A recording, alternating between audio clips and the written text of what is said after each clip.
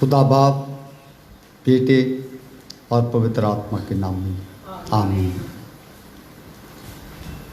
क्योंकि जो उससे आशीष पाते हैं वे तो पृथ्वी के अधिकारी होंगे, परंतु जो उससे शापित होते हैं वे नष्ट हो जाएंगे। मनुष्य की गति परमेश्वर की ओर से दृढ़ होती है और उसके चलन से वह प्रसन्न रहता है। चाहे वह गिरे तो भी पड़ा ना रह जाएगा, क्योंकि परमेश्वर उसका हाथ थामे रहता है। मैं लड़कपन से लेकर बुढ़ापे तक देखता आया हूँ, परंतु ना तो कभी धर्मी को त्यागा हुआ और ना उसके वंश को टुकड़े मांगते देखा है। वह तो दिन भर अनुग्रह कर कर के ऋण देता है और उसके वंश पर आशीष फलती रहती है। बुराई को छोड़ और भलाई कर और तू सर्वदा बना रहेगा। आइए हम सब मिलके गीत गाएंगे। गीत नंबर है 508, जबूर नंबर 139। खुदाया तेरी रूह तो मैं भला नस के किधर जाऊँ।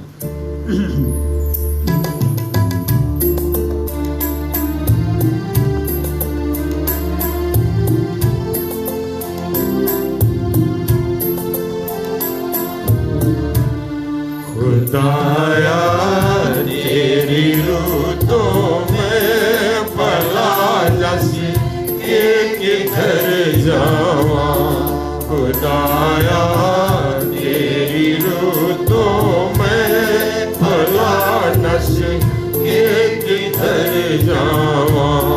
हजूरी तेरी तो चुप के मैं केड़ी तरफ नूं नसा। हजूरी तेरी तो चुप के मैं केड़ी तरफ नूं नसा। मैं चढ़ जावां जे आसमाना दे उत्ते, ओथे है तू ही। मैं चढ़ जावां जे आसमाना दे उत्ते, ओथे है तू ही। बिछावां बिस्तरा पाताल दे विच, ओथे है तू ही। बिछावां बिस्तरा पाताल दे विच, ओथे है तू ही। खुदाया तेरी रूह तो मैं भला नस के किधर जावां। समुंदरों पार जा उतरा, सुबह दे पंखां नूं पहला। समंदरों पार जा उतरा, सुबह दे पंखां नूं पहला। ते ओथे भी तेरा हथ मैनू या रब राह विखावेगा।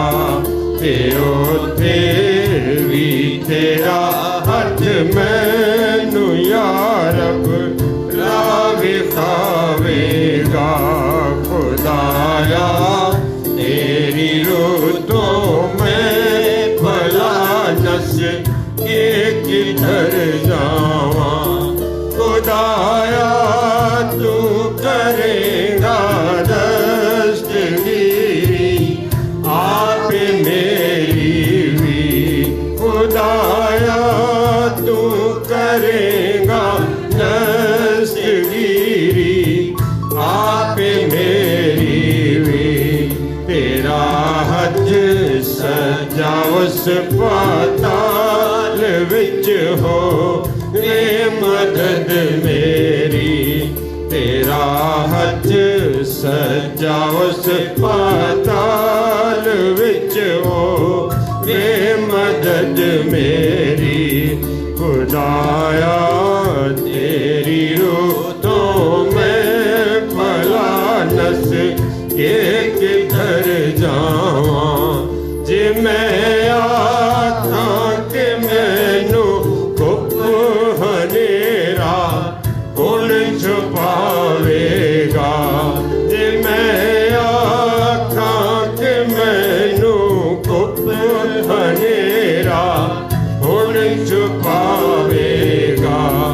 मेरे गिरते हनेरा बीत दो चानन हो जावेगा। मेरे गिरते हनेरा बीत दो चानन हो जावेगा। खुदाया तेरी रूह तो मैं भला नस के किधर जावां। नहीं है सामने तेरे हनेरा, हुक्म हनेरा भी नहीं है सामने तेरे हनेरा, हुक्म हनेरा भी। हनेरी रात तेरे सामने है, वांग चानन भी। हनेरी रात तेरे सामने है, वांग चानन भी। खुदाया तेरी रुतों में भला नस के किधर जावां। हजूरी तेरी तो चुप के मैं केड़ी तरफ नू नसा।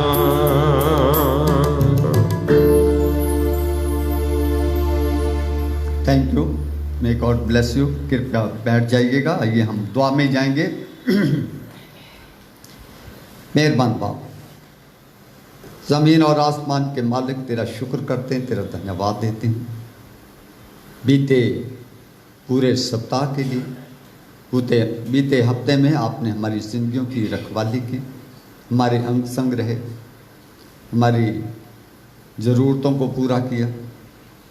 पिता परमेश्वर, रात पर संभाला, मीठी नींद दी और आज की खूबसूरत सुबह हमें प्रदान की। धन्यवाद देते हैं प्रभु जी, हम इस समय मिलकर तेरे चरणों में खुदावन हाजिर हो सके। पिता परमेश्वर, अपने बच्चों की आज की इबादत को स्वीकार कर, देखने सुनने वालों को खुदावन अपने वचन से भरपूर कर, इत्मीनान, तसल्ली, शांति और हमेशा की जिंदगी के लिए तैयार कर। हम सब तेरे गवाह ठहरे। पिता परमेश्वर, तेरा धन्यवाद देते हैं खुदावन कि तूने अब तक हमें जिंदे और जिंदों की ज़मीन पर अपने अनुग्रह के द्वारा संभाल कर रखा। बहुत सारे लोग थे जो आज की सुबह देखना चाहते थे, लेकिन प्रभु जी नहीं देख पाए। उन्होंने अपनी ज़िंदगी की दौड़ पूरी कर ली। तूने खुदावन हमें ज़िंदगी दी है तो होने दे कि जिस मकसद के लिए ज़िंदगी दी है खुदावन, हम जीते जी तुझे याद रखें और तेरे नाम को महिमा दें।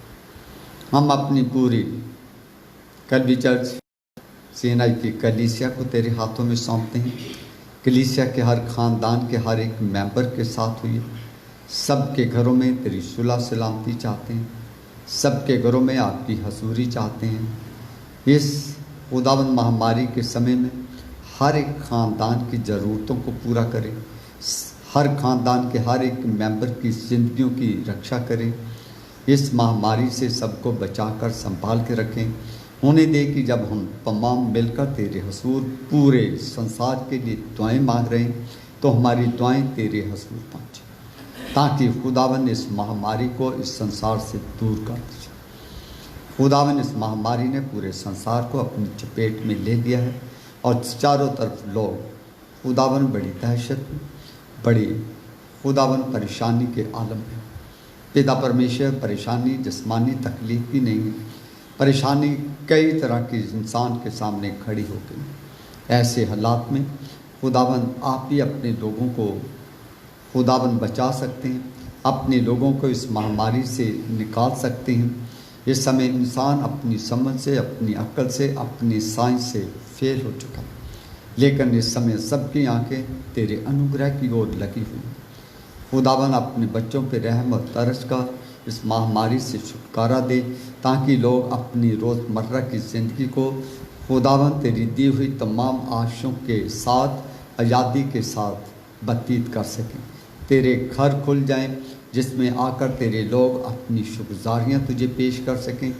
खुदावन अपनी फरियादें तुझे खुदावन सौंप सकें और खुदावन अपनी ज़िंदगियों को तेरे हाथों में खुदावन सौंप देना चाहते हैं। तुझसे बातचीत करने के लिए लोग तरस चुके, तेरे घर आने के लिए खुदावन बेचैन हो चुके हैं।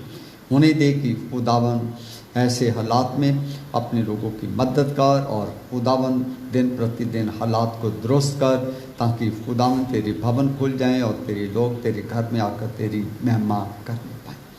पिता परमेश्वर, आज धन्यवाद देते हैं पादरी एल्बन साहब के लिए। उनके जन्मदिन को हम खुदावन तेरे सामने मनाना चाहते हैं और उनके लिए दुआ मांगना चाहते हैं कि तेरे बंदे की ज़िंदगी में आपने एक और दिन और एक नया साल जोड़ दिया है। इस साल के लिए तेरे हसूर ख़ास दुआएं हैं कि ये साल पहले सालों से भी बहुत सारी आशा खुशियाँ इनकी ज़िंदगी में लेके आएँ। बची हुई ज़िंदगी खुदावन पहले से भी ज़्यादा तुझ में मजबूत होकर तंदुरुस्ती के साथ गुजारे। इनके उस बड़ी सेवकाई के लिए भी धन्यवाद देते हैं जो खुदावन कभी चर्च सियानाई चर्च में पाई जाती है। खुदावन उन्हें दे कि इनकी सेवकाई के बदले में इन्हें खुदावन हर तरह की आशाओं से बची हुई ज़िंदगी में माला माल करना। बच्चों की तंदुरुस्ती की दुआएं मांगते हैं। बच्चे परदेश में हैं, उनकी रखवाली कर उनके अंग संग रह। बच्चों की खुदावन रोज़मर्रा की ज़रूरतों को पूरा करें। बच्चे जब बाप से खुदावन सेल फ़ोन पे बातचीत करें, खुशी और सलामती की करें और बच्चे खुदावन ज़िंदगी में उन्नति और तरक्की करें। बेटी की घर गृहस्थी पे आशीष चाहते हैं, उसकी नन्ही मुन्नी बच्ची के साथ में। पिता परमेश्वर, भाई एल्बन के तमाम बहनों भाइयों और रिश्तेदारों सके संबंधियों को भी हम दुआ में याद करते हैं। इनके घर के आस पड़ोस के रहने वाले लोगों के लिए और गली मोहल्ले पे भी तेरी आशीष चाहते हैं, जिनमें रहकर तेरा बंदा अपनी रोज़मर्रा की ज़िंदगी को व्यतीत करते हैं। पिता परमेश्वर, आज हम सब मिलकर कलीसियाई तौर पे तेरे चरणों में हाजिर हैं, इबादत में शरीक हुए हैं, ताकि खुदावन तेरी उपासना तेरी आराधना कर सकें। आपका रूह हम सबों की मदद करे। इस समय खुदावन हम तमाम इंस्टीट्यूशनों को जो तेरे नाम से चलाए जाते हैं उन पर तेरी आशीष चाहते हैं। ख़ास तौर पे मेडिकल प्रोफेशन के इंस्टीट्यूशनों को तेरे सामने पेश करते हैं, जो इन दिनों में बहुत सारे कोरोना वायरस के पीड़ित लोगों की वजह से खुदावन बड़ी खिदमत में लगे हुए हैं। Doctor, nurses, paramedical, helping staff, सफाई वर्कर्स के साथ हो जो उन लोगों की सेवा में लगे हुए हैं, उनके इलाज में जुटे हुए हैं, उनकी जिंदगियों की भी रक्षा कर उनके इलाज से बहुत सारे लोग शिफा पाएँ। हम अपनी कलीसिया के बीमार लोगों को तेरे हाथों में सौंप देना चाहते हैं। दुआ मांगते हैं भाई रमेश के लिए, खुदावन अपने बंदे को शू तंदुरुस्ती दे। सिस्टर प्यारी गेल के लिए भी दुआ मांगते हैं, अपनी दासी पे रहम और करम का। दुआ है जवान बच्चे ब्राइट के लिए, खुदावन होने दे कि बच्चा तंदुरुस्ती पाए, माँ बाप को खुशी मिले। हम सब मिलकर तेरी शुक्रगुजारी करें और बच्चा जब अपनी ज़िंदगी तुझे दे चुका है तेरी खिदमत के लिए, तो उस बच्चे को पूर्ण तौर पे स्वस्थ कर, ताकि खुदावन तेरा सेवक बन सके। हम इस समय तेरे हुजूर दुआ मांगते हैं जवान बच्चों के लिए। जवान बच्चों को अपनी पनाह में रख, पढ़ने लिखने वाले बच्चों के साथ हो। बेरोज़गार बच्चों की रोजी रोटी के लिए दुआएं मांगते हैं। बीमारों, अंधों, कोड़ियों, बेसहारों, बेरोज़गारों के साथ हो। पिता परमेश्वर, आज की इबादत का हर एक हिस्सा आपको पसंद आए। खुदावन, आज इबादत में जो कुछ भी हम टूटे फूटे शब्दों में खुदावन अपनी दुआएं, अपनी शुक्रगुजारियाँ तुझे पेश करना चाहते हैं, उनके लिए आपका रूह हमारी मदद करें और आज की इबादत तुझे स्वीकार हो, ग्रहण योग्य हो। आए हुए तमाम खुदावन अपने बेटे और बेटियों को अपनी नाम बनाम आशीष और बरकत दे। यीशु के नाम से मांगती हूँ, आमीन। आइए हम पहला पाठ सुनते हैं। पहला पाठ आपके सामने भजन संहिता नंबर 139 पढ़ा जाएगा। जबूर नंबर 139, साम 139।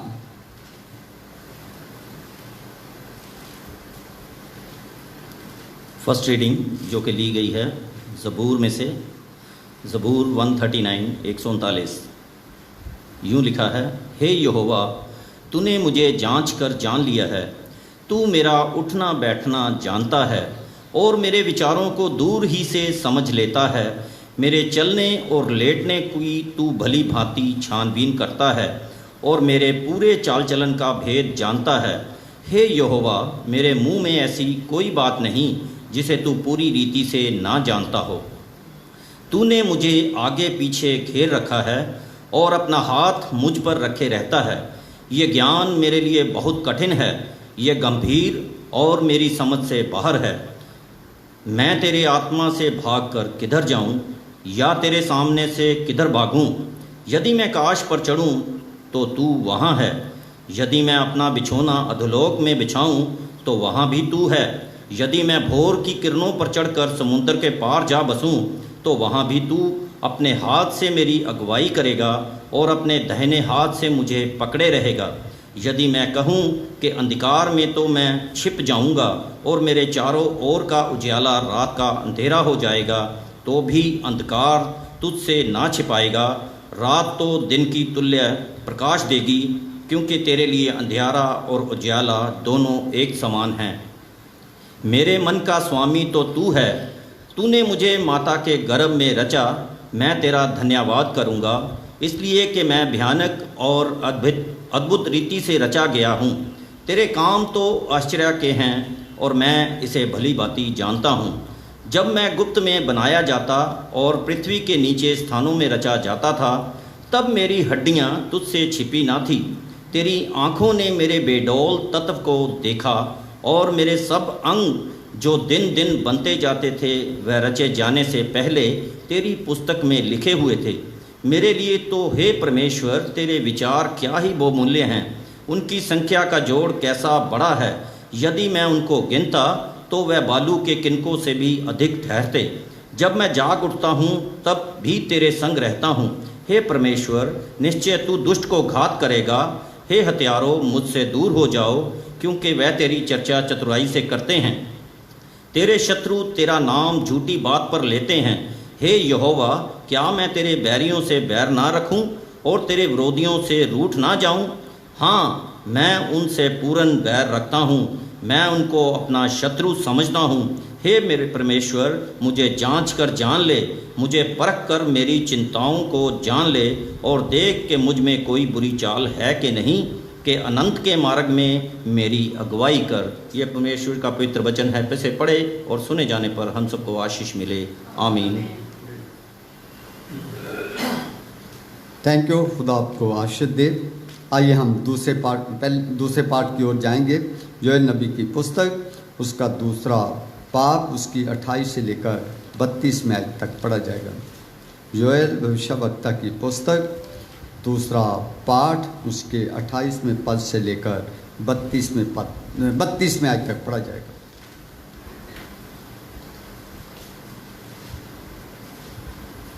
मैं पढ़ूंगी जोएल की किताब, उसका दूसरा अध्याय, उसकी 28 आयत से लेके 32 आयत के अंत तक। जब उन बातों के बाद मैं सब प्राणियों पर अपना आत्मा उंडेलूंगा। तुम्हारे बेटे बेटियां भविष्यवाणी करेगी और तुम्हारे पुरनिये सपन देखेंगे और तुम्हारे जवान दर्शन देखेंगे। तुम्हारे दास और दासियों पर भी मैं उन दिनों में अपना आत्मा उंडेलूंगा। मैं आकाश में और पृथ्वी पर चमत्कार अर्थात लहू और आग और धुएं के खंभे दिखाऊंगा। यहोवा के उस बड़े और भयानक दिन के आने से पहले सूर्य अंधेरा होगा और चंद्रमा रतक सा हो जाएगा। उस समय जो कोई यहोवा से प्रार्थना करेगा वह छुटकारा पाएगा और यहोवा के वचन के अनुसार सिय्योन पर्वत पर और यरूशलेम में जिन बचे हुओं को यहोवा बुलाएगा वह उद्धार पाएंगे। ये पवित्र वचन है परमेश्वर का। इसके पढ़े और सुने जाने पर परमेश्वर की आशीष हो। आमीन। थैंक यू मैडम जी। आइए हम एक और पाठ सुनते हैं। वो पाठ नए नियम की किताब में से लिया गया है। प्रेरितों की किताब, उसका दूसरा बाप, उसके पहली 11 आयतें आपके सामने पढ़ी जाएंगी। प्रेरितों की पुस्तक, उसका दूसरा बाप, उसके पहले बाप से लेकर 11वें बाप तक पढ़ा जाएगा।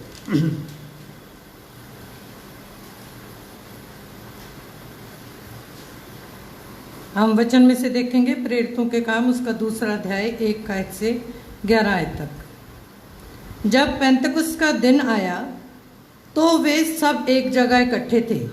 एकाएक आकाश से बड़ी आंधी की सी सनसनाहट का शब्द हुआ और उससे सारा घर जहाँ वे बैठे थे गूंज गया, और उन्हें आग की सी जीभें फटती हुई दिखाई दी और उनमें से हर एक पर आ ठहरी। वे सब पवित्र आत्मा से भर गए और जिस प्रकार आत्मा ने उन्हें बोलने की सामर्थ्य दी, वे अन्य अन्य भाषाएं बोलने लगे। आकाश के नीचे की हर एक जाति में से भक्त यहूदी यरूशलेम में रह रहे थे। जब वह शब्द हुआ तो भीड़ लग गई और लोग घबरा गए, क्योंकि हर एक को यही सुनाई देता था कि ये मेरी ही भाषा बोल रहे हैं। वे सब चकित और अचंभित होकर कहने लगे, देखो ये जो बोल रहे हैं क्या सब गलीली नहीं? तो फिर क्यों हम में से हर एक अपनी अपनी जन्मभूमि की भाषा सुनता है? हम तो पार्थी और मेधी और एलामी और मेसोपोटामिया और यहूदिया और कप्पदूकिया और पुंतुस और आसिया और फ्रूगिया और पंफूलिया और मिस्र और लिबिया देश जो कुरेन के आसपास है, इन सब देशों के रहने वाले और रोमी प्रवासी और अर्थात यहूदी और यहूदी मत धारण करने वाले क्रेती और अरबी भी हैं, परंतु अपनी अपनी भाषा में उनके परमेश्वर के बड़े बड़े कामों की चर्चा सुनते हैं। ये परमेश्वर का वचन है। इसके पढ़े और सुने जाने पर परमेश्वर की आशीष।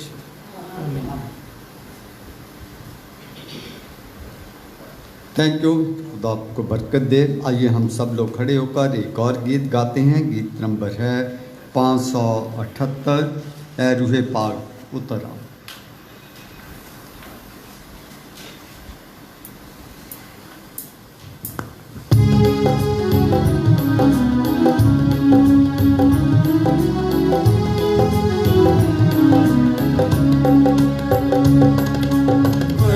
रूहे पाक उतर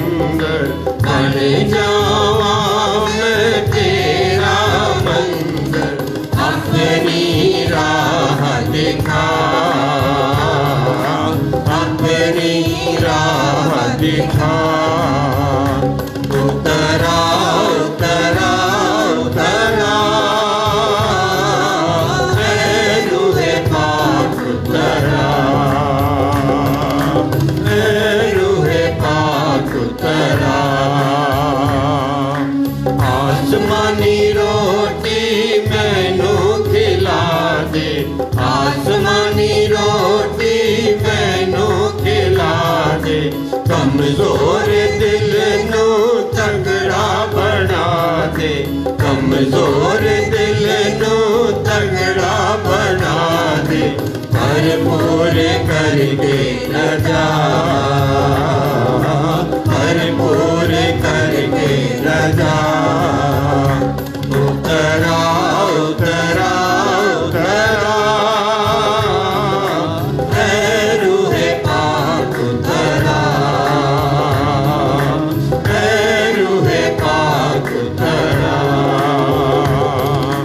आसमानी वस्त्र मैनू पहना दे, आसमानी वस्त्र मैनू पहना दे, लड़ना शैतान नाल मैनू सिखा दे, लड़ना शैतान नाल मैनू सिखा दे, मौत उत्ते पावां मैं पता,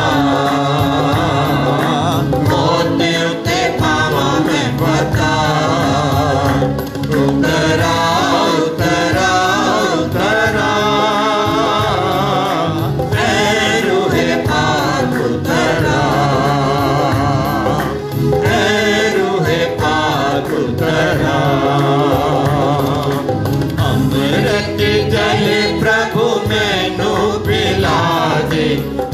अमृत जल प्रभु मैनू पिला दे, दिल मेरे दी प्यास बुझा दे, दिल मेरे दी प्यास बुझा दे।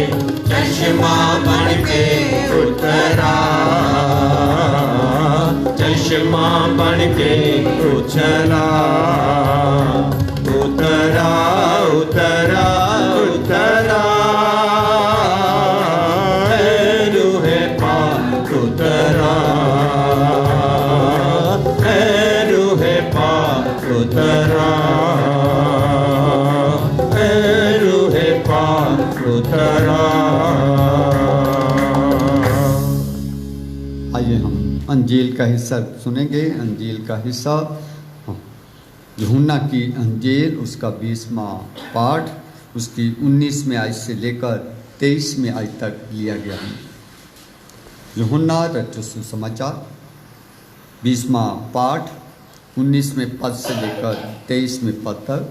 Gospel according to saint John chapter 20 verses 19 to 23 verse.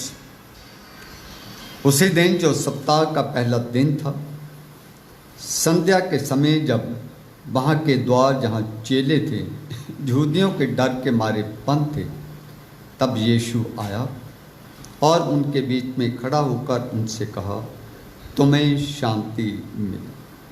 और ये कहकर उसने अपना हाथ और अपना पंजर उनको दिखाए। तब चेले प्रभु को देखकर आनंदित हुए। यीशु ने फिर उनसे कहा, तुम्हें शांति मिले। जैसे पिता ने मुझे भेजा है कि मैं भी तुम्हें भेजता हूँ।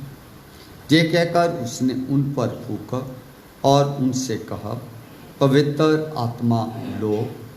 जिनके पाप तुम क्षमा करो वे उनके लिए क्षमा किए गए हैं, जिनके तुम रखो वे रखे गए हैं। जहाँ पर अंजील का हिस्सा समाप्त होता है, खुदावन अपने पवित्र वचन के पढ़े और सुने जाने पर हम सबको अपनी आशीष दे। आमीन। कृपया जमात बैठ जाए, हम दुआ में जाएंगे। दुआ में सिस्टर विंदर हमारी रहनुमाई करें।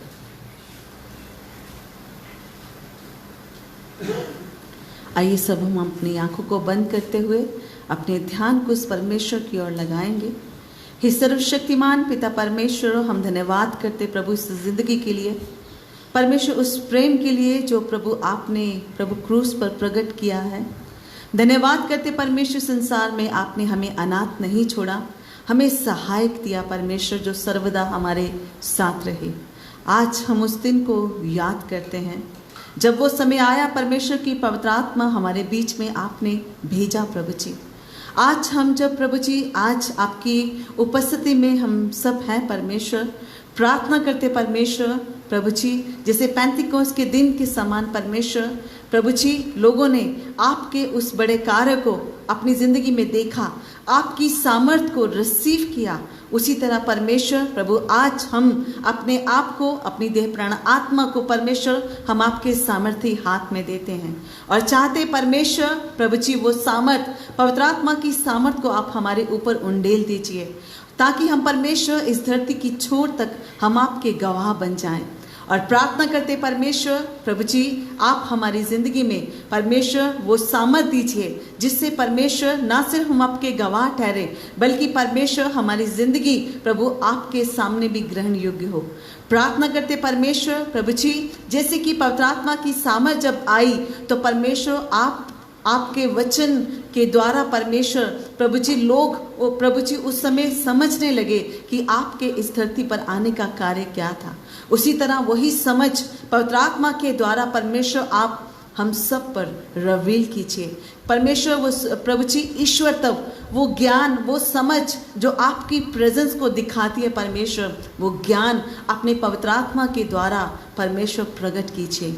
हे परमेश्वर प्रभु जी, जब हम इस दिन को याद करते हैं कि पवित्र आत्मा आज के दिन उतरा होने दे परमेश्वर, इस दिन को जैसे याद करते हैं प्रभु परमेश्वर, उसी तरह पवित्र आत्मा की सामर्थ से हम सब भरने पाएं।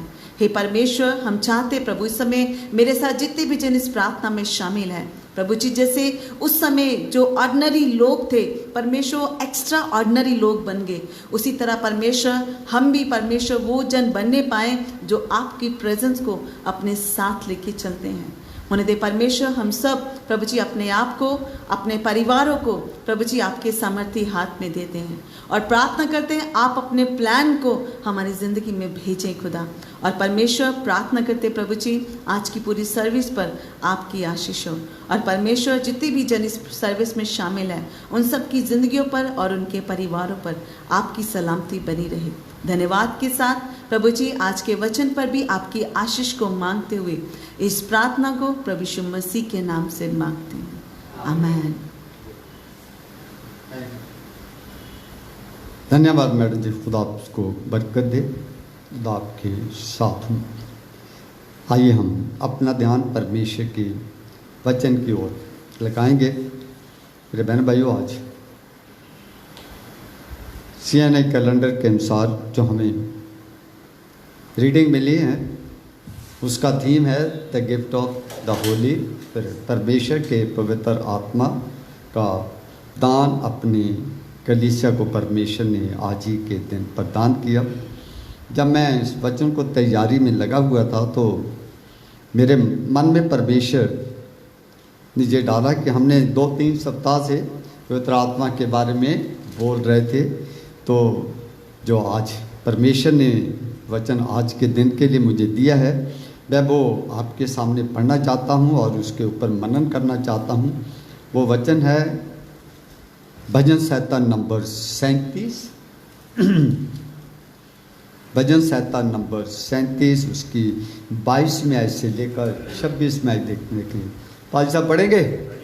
हाँ जी, 37 बार भजन संहिता उसका 22वां पद से लेकर 26वें पद तक थोड़ा ध्यान से सुनने की कोशिश करें। भजन संहिता 37 22 से 26 आयत है। क्योंकि जो उससे आशीष पाते हैं वे तो पृथ्वी के अधिकारी होंगे, परंतु जो उससे शापित होते हैं वे नष्ट हो जाएंगे। मनुष्य की गति यहोवा की ओर से दृढ़ होती है और उसके चलन से वह प्रसन्न रहता है।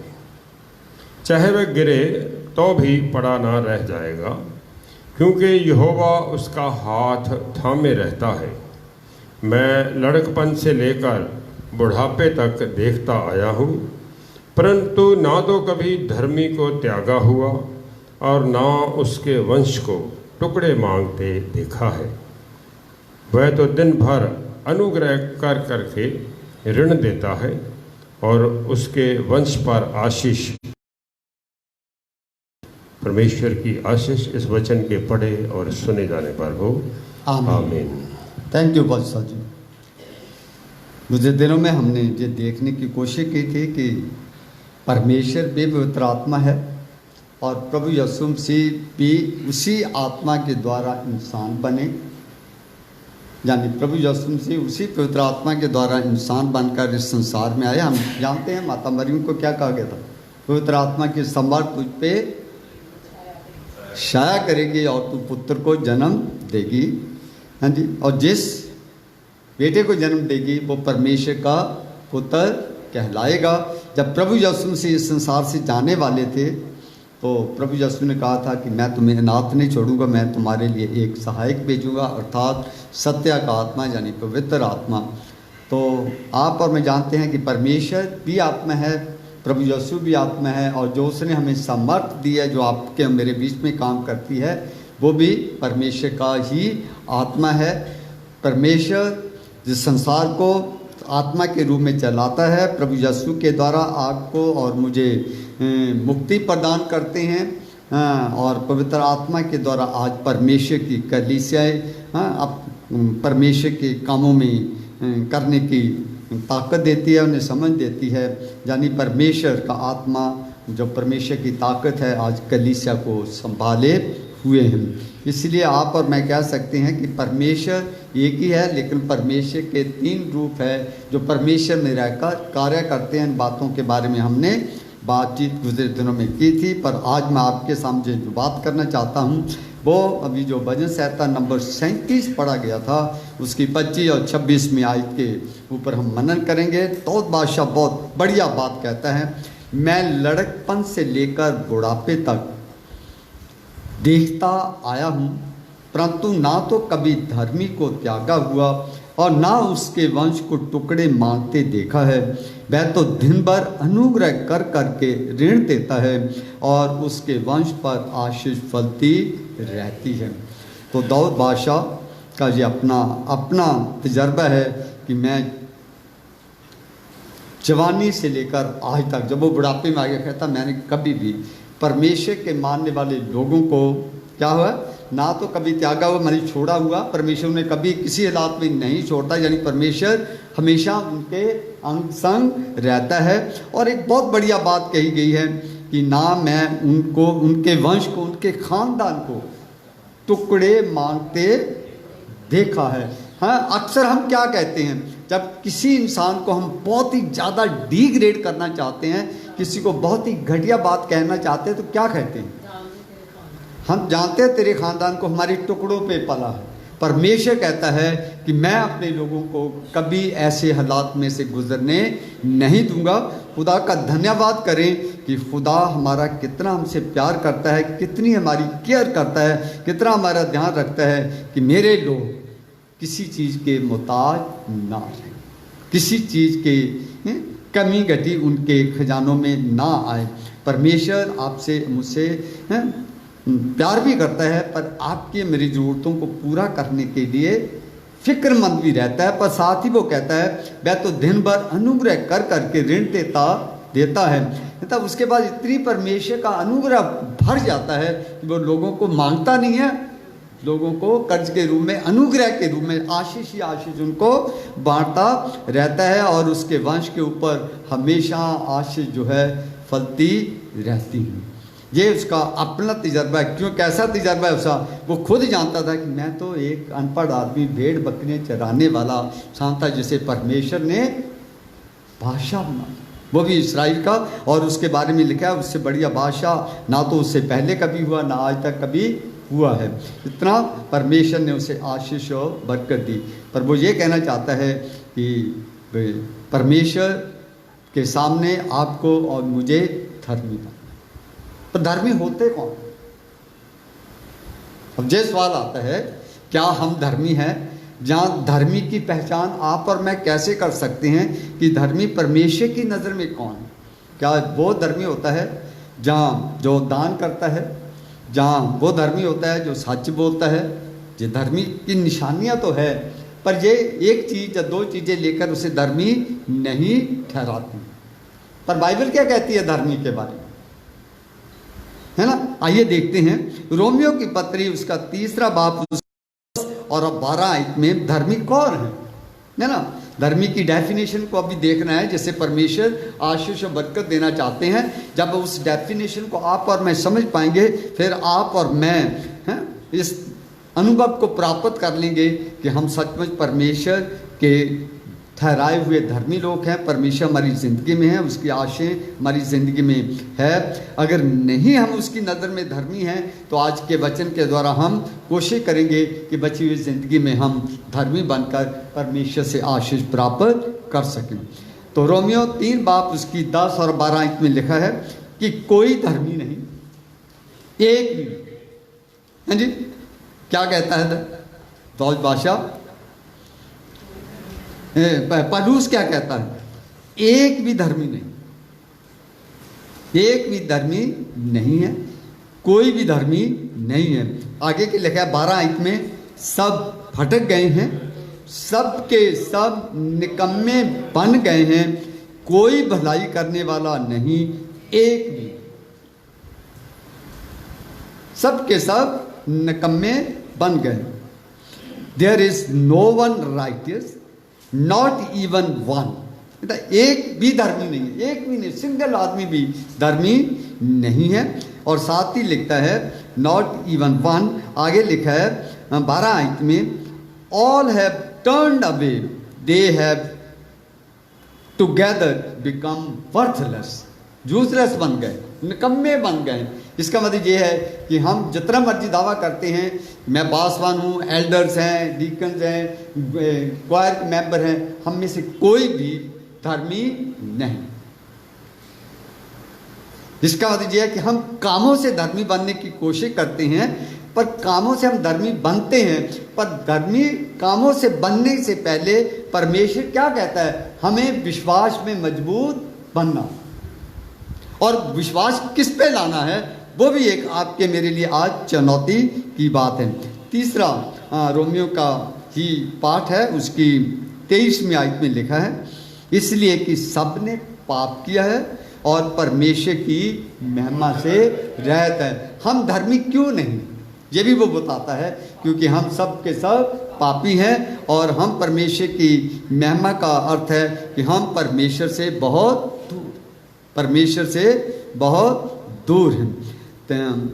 अगर यशायाह नबी की किताब पढ़ें, उसका 64वां अध्याय, उसकी 36वीं आयत में यशायाह नबी यूँ बयान करने की कोशिश करते, बहुत बड़ी आयत है, आप पढ़ेंगे तो आपको याद आ जाएगा।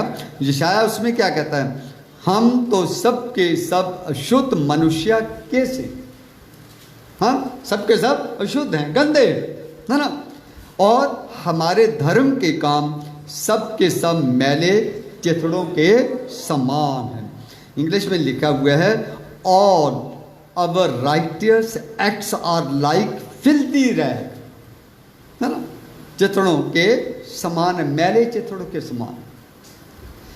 इसका मतलब ये है कि हम इतने गंदे हैं, पर परमेश्वर का अनुग्रह भी हम गंदों पर ही हुआ, हम गुनाहगारों पर ही हुआ। कि परमेश्वर का अनुग्रह हुआ इसलिए हुआ क्योंकि परमेश्वर हमसे प्यार करता है। आपको और मुझे शुद्ध करने के लिए, आपको और मुझे पवित्र करने के लिए, आपको मुझे धर्मी बनाने के लिए उसने अपने बेटे, जो धर्मी है, जो हर बात में सच्चा है, आपके मेरे लिए इस संसार में भेज दिया, ताकि हम उस पर ईमान लाएं, उसको अपनी ज़िंदगी का मुक्तिदाता स्वीकार करें, उसके बताई हुई शिक्षा के अनुसार चलकर हम धर्मी ठहर सकते हैं। इसलिए प्रभु यीशु मसीह ने कहा था, जो मेरी आज्ञाओं को मानते हैं वो मेरे चेले ठहरेंगे। जो मेरी आज्ञाओं को मानते हैं वो मुझसे प्यार करते हैं।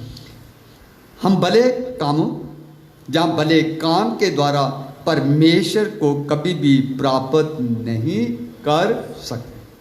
हम अक्सर कहते हैं कि हम नेक कामों से, गुड डीड्स पे विश्वास करते हैं। ये नहीं बाइबल कहती कि गुड डीड्स नहीं करने हैं, परमेश्वर कहता है कि करो। मैं आगे जाके आपके साथ बात करूँगा याकूब की पत्री में से। हम अपने कामों से या कर्मों से धर्मी भी नहीं ठहर सकते हैं, परंतु ये तो हमारे लिए एक उपाय निकाला है। ये उपाय हमारे भले कामों का फल नहीं, परंतु परमेश्वर के अनुग्रह से मिला है, जो एक मुफ्त में दिया हुआ प्रभु यीशु में हमें वरदान मिला। अगर आप और मैं निकालेंगे याकूब की पत्री, उसका दूसरा बाब, बहुत बढ़िया बात उसमें याकूब साहब लिखते हैं। वो उसमें वो काम की महत्वता भी बताते हैं और आपके और मेरे ईमान की बात भी वो करते हैं। वो ये कहते हैं कि हमें नेक काम करने चाहिए, पर नेक काम जो है वो हमारे खुदावंद यीशु मसीह को प्रकट करते हैं। बिना ईमान के हम अच्छे काम नहीं कर सकते। उसकी कोई अगर निकाला तो 14 पढ़ेंगे पादी साहब, याकूब की पत्री दूसरा अध्याय उसकी 14 आयत। हे मेरे भाइयों, यदि कोई कहे कि मुझे विश्वास है पर वह कर्म ना करता हो तो इससे क्या लाभ? क्या ऐसा विश्वास कभी उसका उद्धार कर सकता है? हाँ जी, क्या समझ आया जी कुछ? हे मेरे भाइयों, यदि कोई कहे कि मुझे विश्वास है पर वह कर्म ना करता हो, ये विश्वास, ये तो कहे कि मेरे यीशु पे विश्वास है पर उसके अनुसार काम ना करता हो, तो क्या आगे लिखा है, उसे क्या इससे लाभ होगा? उसके विश्वास रखने से क्या लाभ होगा जब प्रभु यीशु की शिक्षा के अनुसार नहीं चलता है? तो क्या ऐसा विश्वास कभी उसका उद्धार कर सकता है ना? आगे इसी अध्याय को पढ़ने की कोशिश करें, थोड़ा सा आगे बढ़ें। यदि कोई भाई या बहन नंगे उगाड़े हो और उन्हें प्रतिदिन भोजन की घटी हो, और तुम में से कोई उनसे कहे कुशल से जाओ, तुम गर्म रहो और तृप्त रहो, पर जो वस्तुएं दे के लिए आवश्यक है वह उन्हें ना दे तो उसे क्या लाभ है। और प्रभु यीशु ने भी कहा था कोई नंगा हो तो उसे कपड़ा देना।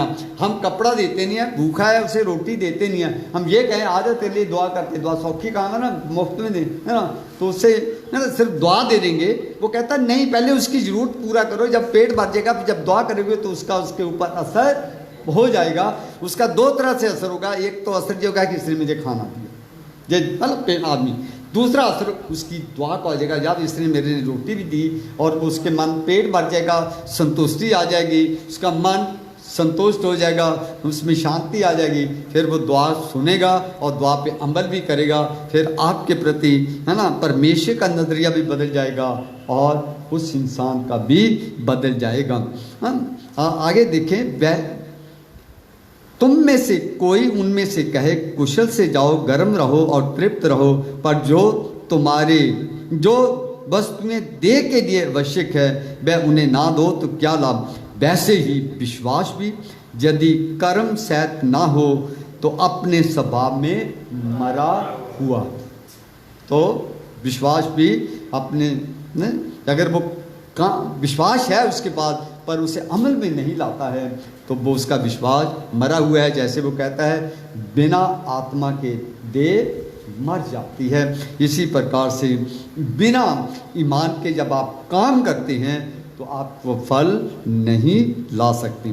यहाँ तक था कि हम धर्मी कैसे, धर्मी कोई नहीं है, मतलब हम कोई भी धर्मी नहीं, पर हम धर्मी बन सकते हैं यीशु पर ईमान लाकर उसकी शिक्षा के अनुसार कार्य करके हम धर्मी बन सकते हैं। धर्मी, बाइबल एक और बहुत बढ़िया बात कहती है कि धर्मी की पहचान या धर्मी बनते कैसे हैं। धर्मी विश्वास से।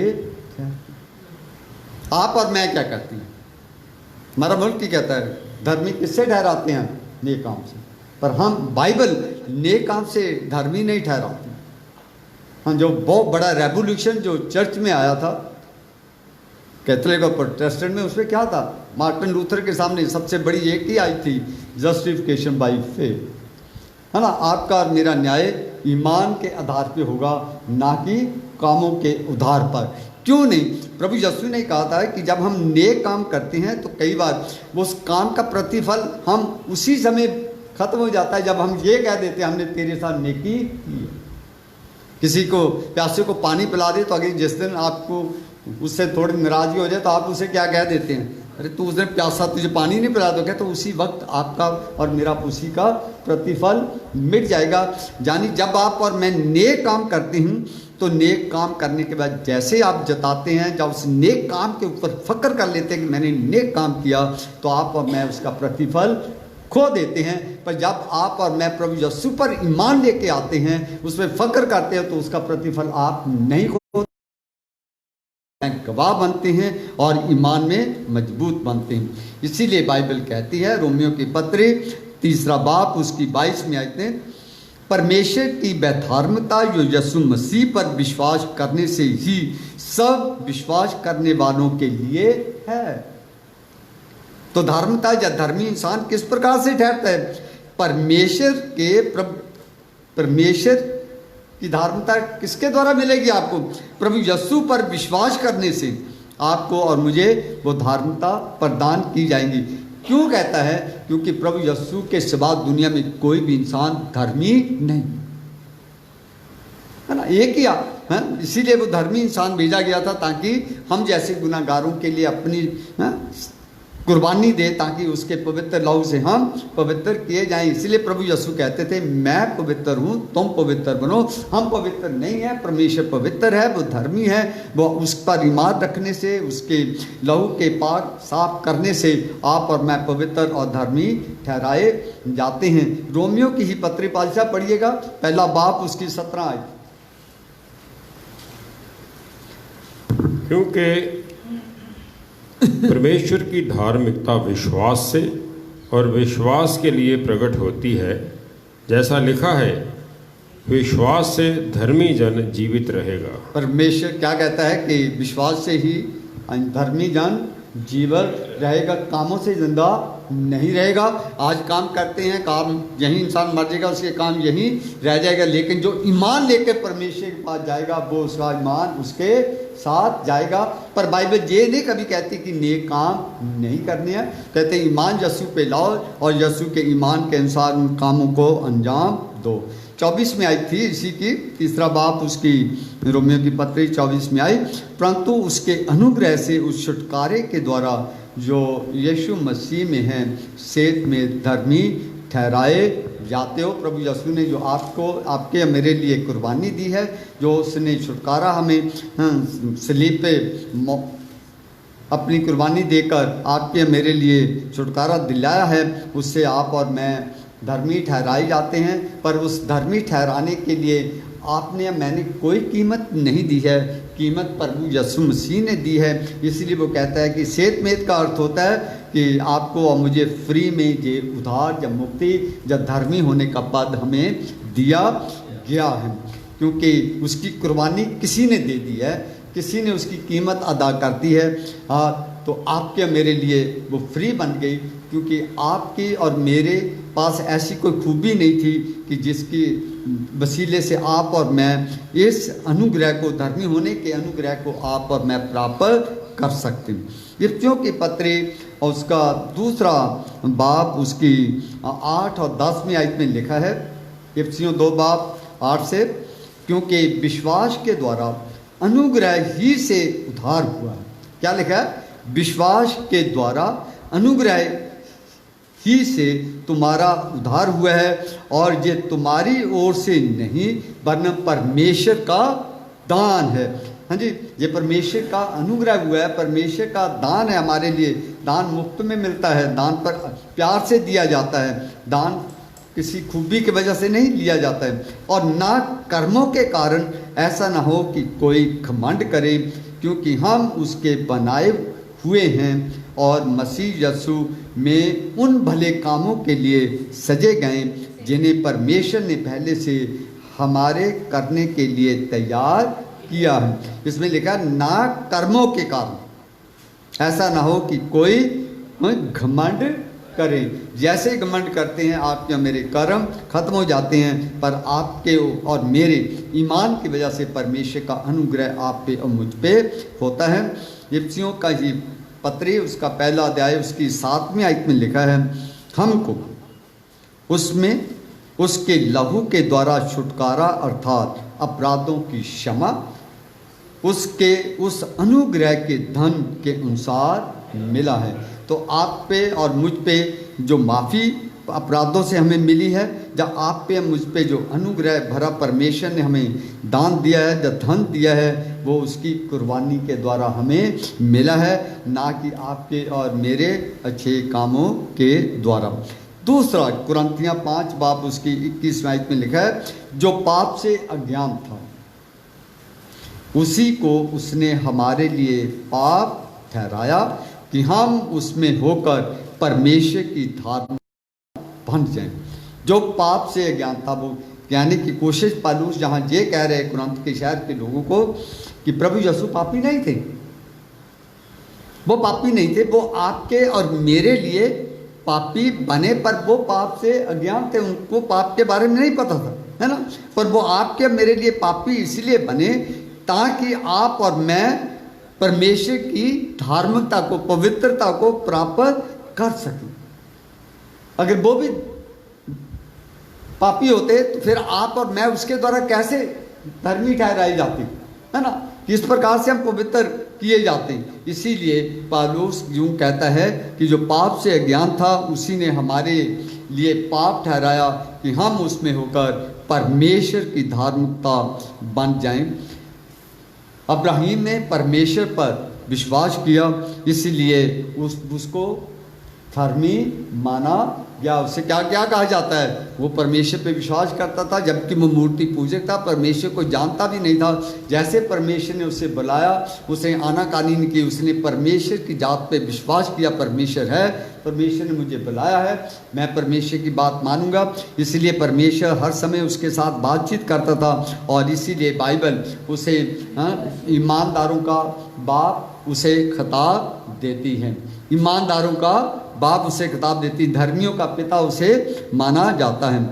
मेरे बहन भाइयों, जब तक आप और मैं प्रभु यीशु को अपने हृदय से ग्रहण नहीं करते हैं, तो आप और मैं धार्मिकता को कभी भी प्राप्त नहीं कर सकते हैं। धार्मिकता आपके और मेरे कर्मों के द्वारा ही नहीं, बल्कि परमेश्वर मसीह यीशु में आपको और मुझे प्रदान करता है, पर वो भी मुफ्त में हमें देता है, क्योंकि आप में और मुझ में, गुनाहगार इंसान में ऐसी कोई खूबी नहीं है कि वो अपने अच्छे कामों की, अपने कार्यों की वजह से इस धार्मिकता को प्राप्त कर सकें।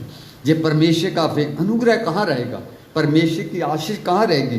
परमेश्वर का बलिदान कहाँ रहेगा अगर आप और मैं अपने कामों से उद्धार को प्राप्त कर लेते हैं? यदि आपने मसीह को अपने हृदय में स्वीकार किया है, तो निश्चय जानिए कि वह आपको और मुझे कभी भी ना छोड़ेगा और ना कभी त्यागेगा। आइए हम देखते हैं, एक आयत है नीति वचन और उसकी 11 बाप उसकी 8वीं आयत में लिखा है, धर्मी विपत्ति से छूट जाता है, परंतु दुष्ट उसी विपत्ति से पड़ जाता है। परमेश्वर जब धर्मी इंसान बन जाता है तो उसकी तमाम बुराइयां जाती रहती हैं। और जब क्या आगे क्या लिखा है, जो अधर्मी होता है या दुष्ट होता है, वो क्या है लिखा हुआ है कि वो हमेशा विपत्ति में पड़ा रहता है। तो अभी हमने जबूर पढ़ा था 37, और उसमें से कुछ आयतें हैं जो मैं आपके सामने रखना चाहता हूं। अगर आप इसे घर में जाके उसे पढ़ने की कोशिश करें। 37 बाप उसकी पहली 3 से 5 आयत देखें। यहोवा पर भरोसा रख और भला कर, देश में बसा रह और सच्चाई में मन लगाए रह। यहोवा को अपने मुख का मूल जान, और वह तेरे मनोरथों को पूरा करेगा। अपने मार्ग की चिंता परमेश्वर पर छोड़ और उस पर भरोसा रख, यही पूरी करेगा। आगे देखते हैं इसके साथ ही 12 आयत क्या लिखा है। दुष्ट धर्मी के विरुद्ध बुरी युक्ति निकालता है और उस पे दांत पीसता है।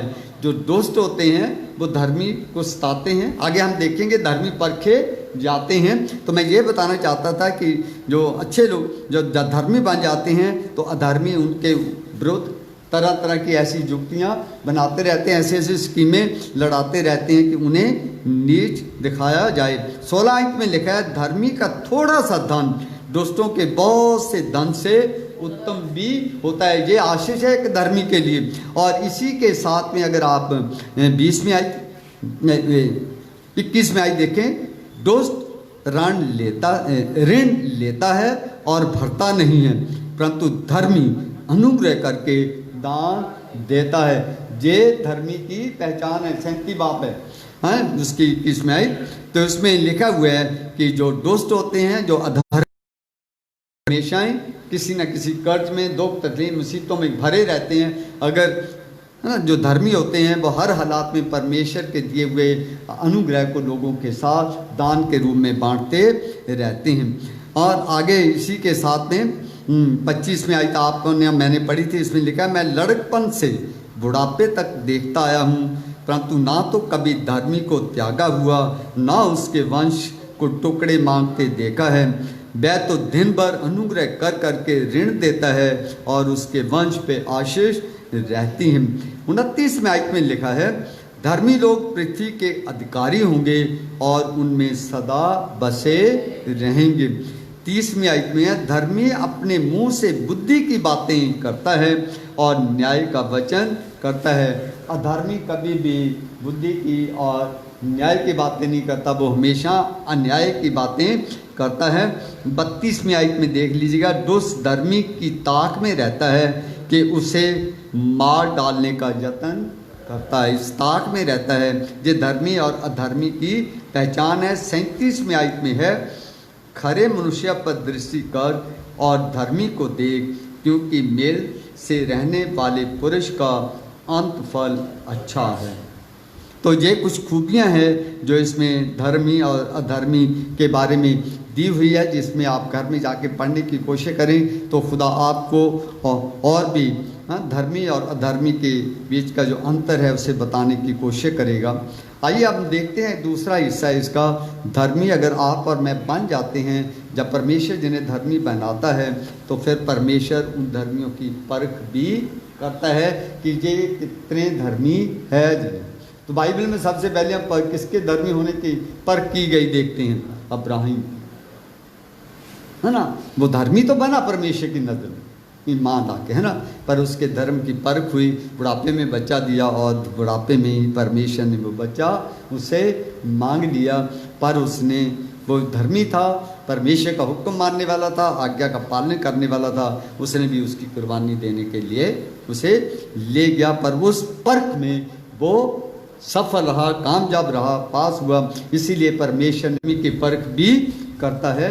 परंतु वह उनसे जो दुष्ट है और उपद्रव से प्रीति रखता है, अपनी आत्मा में घृणा करता है। जो लोग दुष्ट है, जो उनकी परख लेते हैं, जो उपद्रव करते हैं, परमेश्वर उनसे नफरत करता है। इसका मतलब ये, परमेश्वर धर्मियों को प्यार करता है और अधर्मियों को वो घृणा करता है। क्योंकि यहोवा धर्मी है, वह धर्म के ही कामों से प्रसन्न रहता है। धर्मी जन उसका दर्शन पाएंगे। तो धर्मी लोग जो है वो इसीलिए नेक काम करते हैं क्योंकि परमेश्वर धर्मी है, उसके नेचर की बातें उसके नेचर में आ जाती हैं। इसलिए जो परमेश्वर ने उन्हें सिखाता है और परमेश्वर के लोग उसी बातों को अंजाम देते हैं, उनके कामों को मानने से वो लोग धर्मी बन जाते हैं। इसीलिए आप और मैं प्रभु यीशु पर ईमान लाने से हमेशा की ज़िंदगी के वारिस बन जाते हैं। तो आगे एक बहुत बढ़िया बात उसमें कही गई है, धर्मी जन परमेश्वर का दर्शन करेंगे। और मूसा के बारे में लिखा है, वो धर्मी ठहरा गया, पर उसने कहा मुझे दर्शन चाहिए, जबकि लिखा है बाइबल में परमेश्वर किसी को दर्शन नहीं देता है। तो परमेश्वर ने अपने धर्मी इंसान की ख्वाहिश को पूरा करने के लिए चाहे उन्होंने पीठ ही दिखाई, पर उसे ये महसूस कर दिया कि मैं तेरी इच्छा को जानता हूँ। जबूर नंबर 34 बहुत प्यारा जबूर है, अक्सर हम पढ़ते हैं, मुझे बहुत बढ़िया जबूर लगता है। इसकी 17 आयत में लिखा है, धर्मी दुहाई देते हैं और यहोवा सुनता है। परमेश्वर धर्मियों की दुआ सुनता है और उनको लिखा है उनका जवाब भी देता है और उनको सब विपत्तियों से छुड़ाता भी है। हम कई बार मायूस हो जाते हैं जब दुख तकलीफें आ जाते हैं, क्योंकि हम परमेश्वर जानता है कि हम इंसान हैं, हम इंसान हैं, हमारी कमी को जानता है। इसीलिए वो परमेश्वर कहता है कि दुख के दिन तो मुझे याद कर, मैं तेरी दुआएं सुनूंगा। तो यहाँ कहता है धर्मी पर बहुत सी विपत्तियाँ पड़ती तो है, परंतु परमेश्वर उनको उन सब से मुक्त करता है। मैं कभी कभी ये भी सोचता हूँ कि जहाँ ये कहने की कोशिश करता है सबसे ज़्यादा दुख मुसीबतें धर्मियों के लिए हैं, दोस्तों के लिए कोई मुसीबत नहीं होते हैं। और सोलोमन बादशाह नीति वचन में लिखता है वो तो मौज मस्ती मारते हैं पर उनका अंत हमेशा बुरा होता है। धर्मी अगर दुख तकलीफ में भी पड़ा रहे तो उसका अंत अच्छा होता है। वह उसकी हड्डी हड्डी की रक्षा करता है ना, धर्मी की वो उसकी रक्षा करता है। दूसरा क्रंथियाँ 4 बाप उसकी 8 और 10वीं आयत में देखते हैं। ये बहुत प्यारी आयत है जो साधु सुंदर सिंह की जिंदगी का बहुत हिस्सा है। हम चारों ओर से कलेश तो भोगते हैं पर संकट में नहीं पड़ते। कहते चारों तरफ से हम दुख मुसीबतों में तो पड़े रहते हैं पर हमारे ऊपर कोई भी संकट जो है हावी नहीं होता है। निरुपाय तो हैं पर निराश नहीं होते।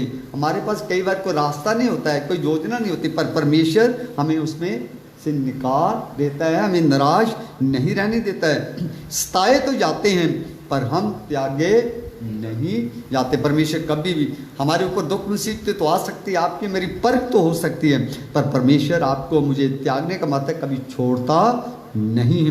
वो आपके और मेरे अंग संग रहता है। कई बार हम कह पाते हैं दुख मुसीबत में, हो सकता है परमेश्वर ने हमें छोड़ दिया। प्रभु यीशु की ज़िंदगी में भी आया जब पाप का इतना बड़ा बोझ उनके ऊपर आ गया और पाप ने परमेश्वर के और यीशु के बीच में जब दीवार खड़ी कर दी, तो यीशु ने भी क्या कहा था, हे परमेश्वर तूने मुझे क्यों छोड़ दिया। पर परमेश्वर ने उसे छोड़ा नहीं था, पाप की दीवार आई थी।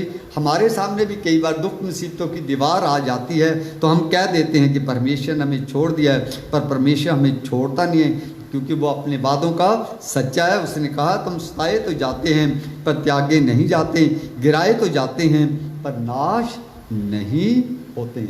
कोई भी नाश नहीं कर सकता। कई बार हम कहते हैं कि हमने मसीह लोगों को तंग कर दिया, ये कर दिया, वो कर दिया, वो करके खुश तो होते हैं पर नहीं जानते हैं कि परमेश्वर के ने इसके पीछे कौन सी आशीष लोगों को देनी। हम यीशु मसीह की मृत्यु को अपनी देह में हर समय लिए फिरते हैं कि यीशु का जीवन भी हमारी देह में प्रकट हो। भजन संहिता नंबर 50 है, जिसकी 15 आयत मैं अभी आपके सामने पढ़ रहा था। बहुत बादशाह कहता है, संकट के दिन, दुख के दिन मुझे पुकार, मैं तुझे छुड़ाऊंगा। आगे लिखा है, तू मेरी महिमा करने पाएगा। जब हम दुख मुसीबत से परमेश्वर में छुड़ा लेता है तो फिर आपके मेरे दिल शुक्रगुजारी से भर जाते हैं और हम खुशी के साथ शुक्रगुजारी परमेश्वर को देते हैं।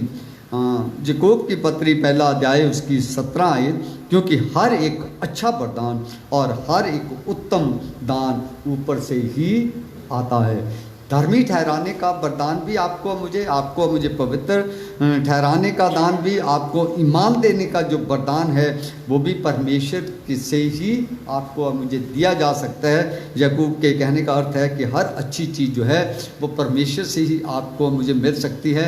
अच्छे काम जो है वो दुनियावी है, वो आपको और मुझे परमेश्वर के सामने धर्मी नहीं बनाते हैं, पर अच्छे काम आपको और मुझे इस बात के लिए कायल करते हैं कि जो हमारे अंदर ईमान है उसको अच्छे कामों के द्वारा हम परमेश्वर के ईमान को लोगों के सामने प्रकट करते हैं।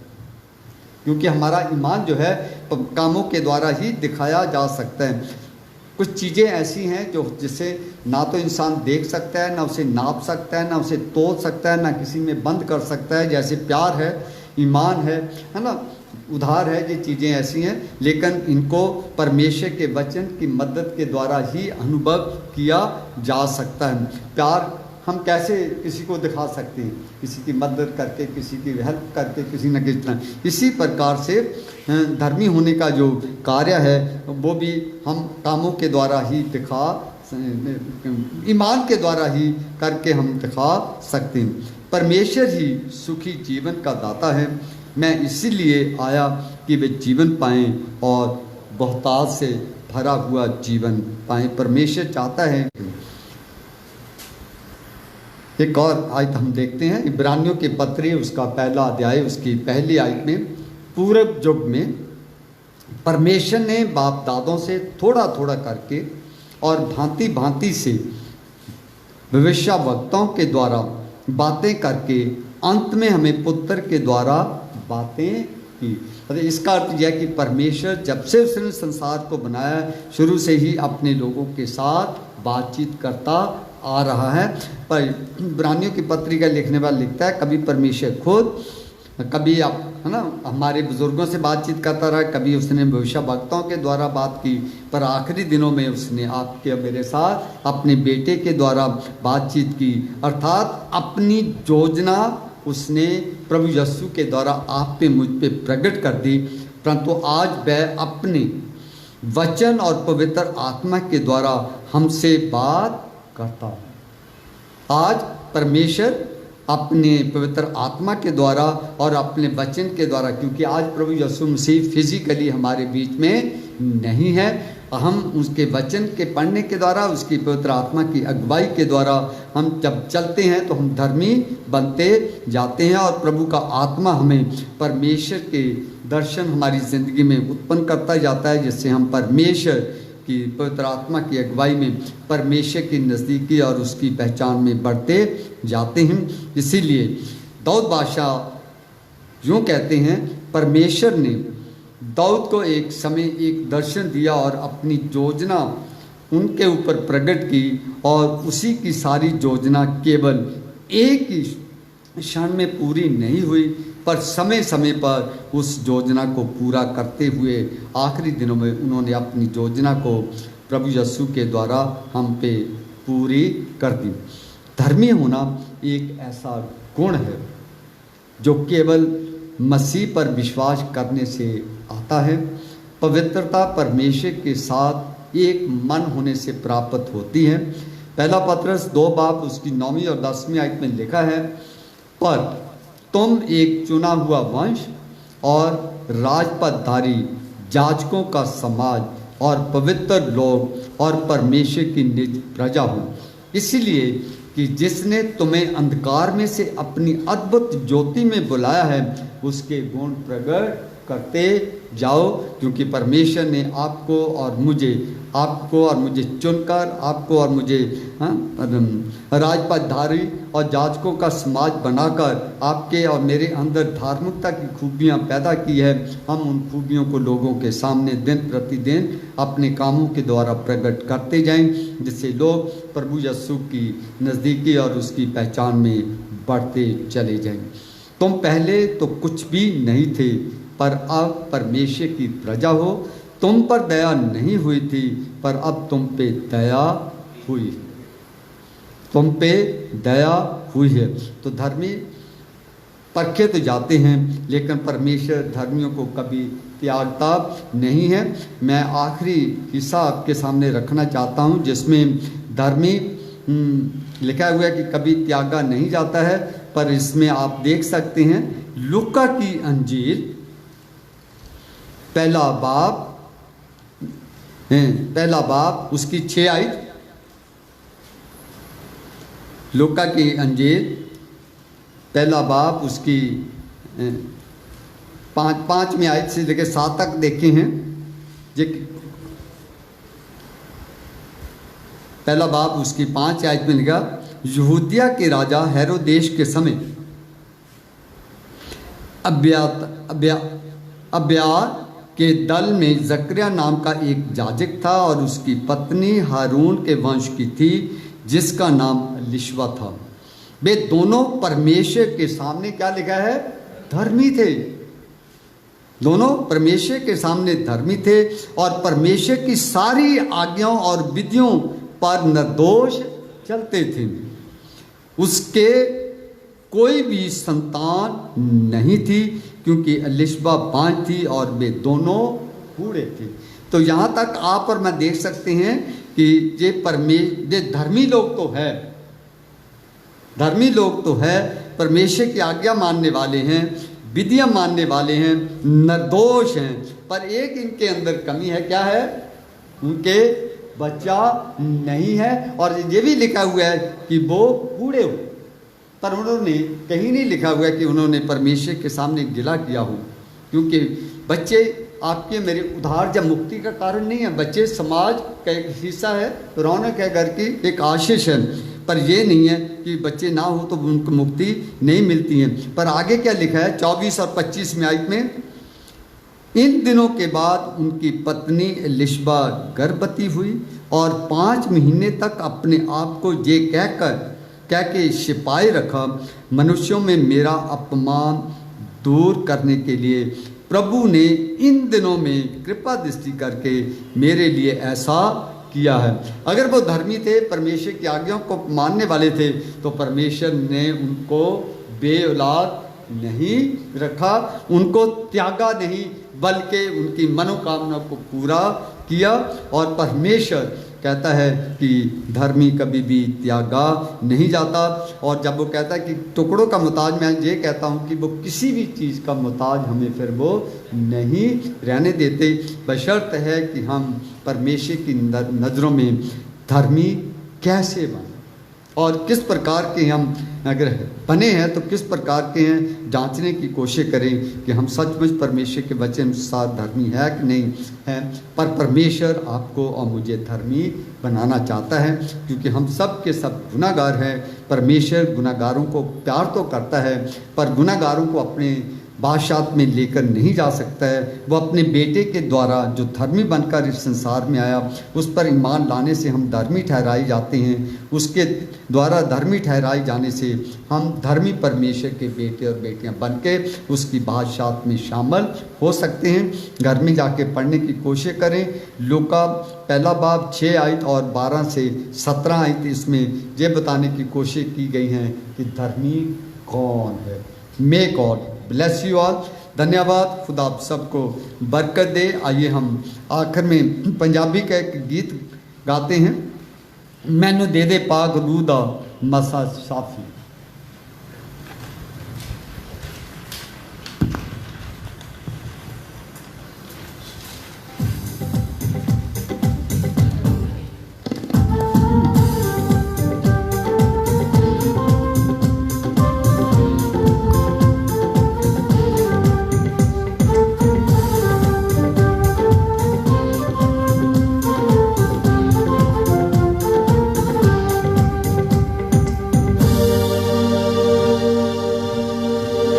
दे दे पाक रूह दा मसा शाफिया,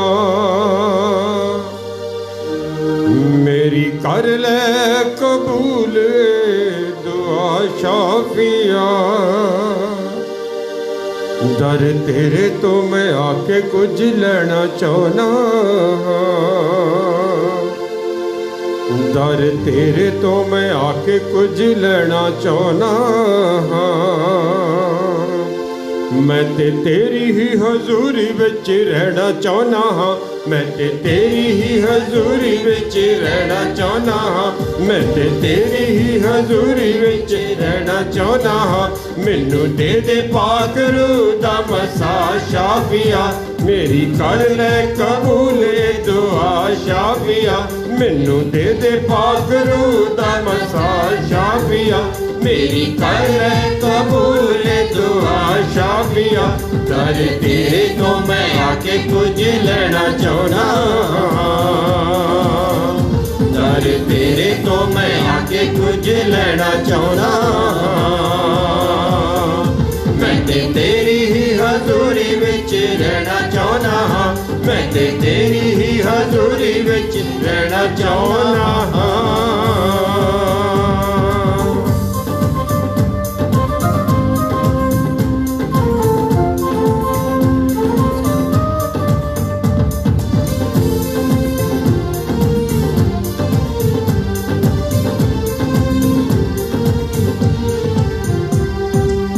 तेरी हजूरी दे विच आके मिल प्रभु जी आराम जावे। तेरी हजूरी दे विच आके मिल प्रभु जी आराम जावे। सदा दी जिंदगी ओ पालेंदा रख के नेचा जो आवे। सदा दी जिंदगी ओ पालेंदा रख के नेचा जो आवे। इस करके मैं कदमां च रहना चाहना हाँ, इस करके मैं कदमां च रहना चाहना हाँ। मैं ते तेरी ही हजूरी विच रहना चाहना हाँ, मैं ते तेरी ही हजूरी विच रहना चाहना हाँ। शाफिया शाफिया शाफिया शाफिया शाफिया शाफिया शाफिया। मैं ते तेरी ही हजूरी विच रहना चाहना हाँ, मैं ते तेरी ही हजूरी विच रहना चाहना हाँ।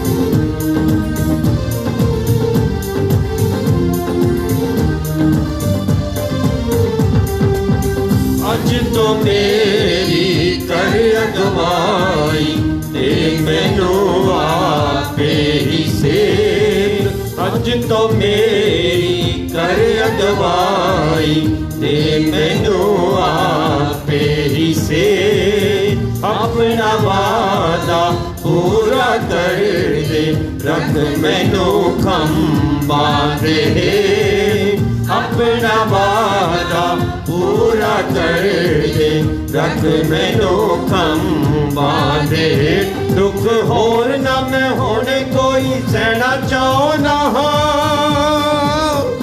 दुख होर ना मैं होने कोई सहना चाहना मैं तेरी ही हजूरी विच रहना चाहना मैं तेरी ही हजूरी विच रहना चाहना शाफिया शाफिया शाफिया शाफिया शाफिया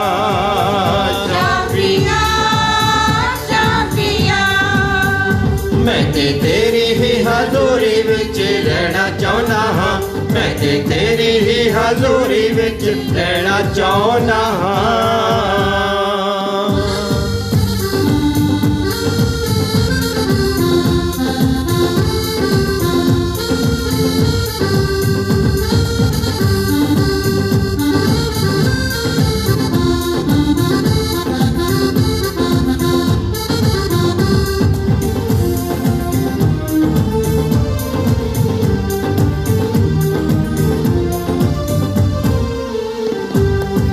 दिल मेरे दी प्यास बुझा दे कर दे मैनू तो आनंद दिल मेरे दी प्यास बुझा दे कर दे मैनू तो आनंद मैं करा प्रभु काम होई जेड़े तेनू ने पसंद मैं करा प्रभु काम होई जेड़े तेनू ने पसंद ताज तेरे कोलों जिंदगी दा लेना चाहना ताज तेरे कोलों जिंदगी दा लेना चाहना मैं तेरी ही हजूरी विच रहना चाहना मैं तेरी ही हजूरी विच रहना चाहना मैनू दे दे पाक रूह दा मसा शाफिया मेरी कर ले कबूल ए दुआ शाफिया दर तेरे तो मैं आके कुछ रहना चाहना दर तेरे तो मैं आके कुछ लेना चाहना मैं तेरी ही हजूरी विच रहना चाहना मैं तेरी ही हजूरी विच रहना चाहना शाफिया शाफिया शाफिया शाफिया शाफिया शाफिया शाफिया शाफिया मैं तेरी ही हजूरी विच रहना चाहना मैं तेरी ही हजूरी विच रहना चाहना